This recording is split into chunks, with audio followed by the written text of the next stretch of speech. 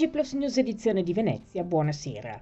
In apertura del nostro notiziario La Politica, la prima seduta del Consiglio regionale del Veneto, oggi alle 15 a Palazzo Ferrofini, ha visto l'elezione del Presidente dell'Assemblea legislativa e dell'Ufficio di Presidenza. Dopo votazione a scrutinio segreto, con 34 voti validi e 17 schede bianche, è stato eletto Presidente dell'Assemblea legislativa il consigliere Luca Zaia, proposto dalla maggioranza. Porto la mia lunga esperienza e sento forte la responsabilità del mandato che mi è stato conferito dai cittadini, ha esordito il neoeletto Presidente del Consiglio regionale. La responsabilità di produrre leggi ed eventualmente di emendarle per migliorare la vita dei veneti. Ringrazio la maggioranza che ha proposto il mio nome e auguro buon lavoro a tutti. Iniziamo oggi un nuovo corso. Auspico che questa nuova presidenza possa dichiararsi terza rispetto al dibattito in corso a garanzia di tutti i consiglieri. Non voterò alcun provvedimento.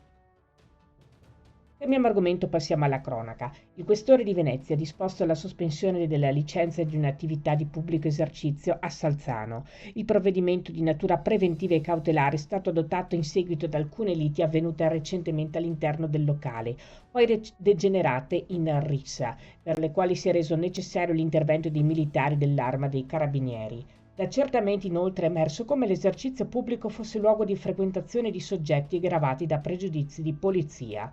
Oggi i poliziotti della Polizia Amministrativa della Questura di Venezia ed i militari dell'Arma dei Carabinieri hanno notificato il provvedimento di sospensione. Il locale resterà chiuso per 5 giorni.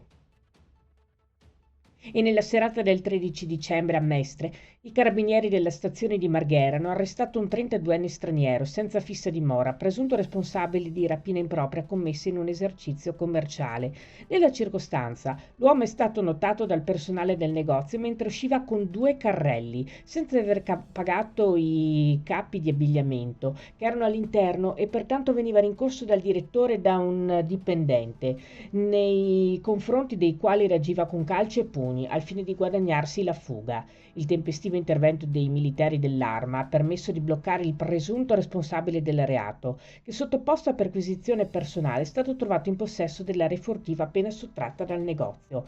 La merce, per un valore complessivo di circa 665 euro, è stata restituita al legittimo titolare del negozio. Al termine del giudizio per direttissima, tenutosi nella mattinata odierna, 15 dicembre, la persona è stata condannata a 2 anni di reclusione con pena sospesa. E prosegue l'attività di controllo della Polizia Locale di Venezia volta a contrastare il fenomeno della conversione fraudolenta di patenti di guida estere mediante l'utilizzo di documentazione falsificata. Nel corso del solo anno 2025 sono state denunciate 15 persone per aver presentato istanza di conversione di titoli di guida risultati non autentici. Le patenti risultate contraffatte appartengono a diverse nazionalità, con una prevalenza di documenti di provenienza polacca, oltre a patenti lituane, brasiliane, romene, inglesi, ungheresi e turche. Si chiude qui il nostro notiziario. Grazie per averci seguiti. Arrivederci.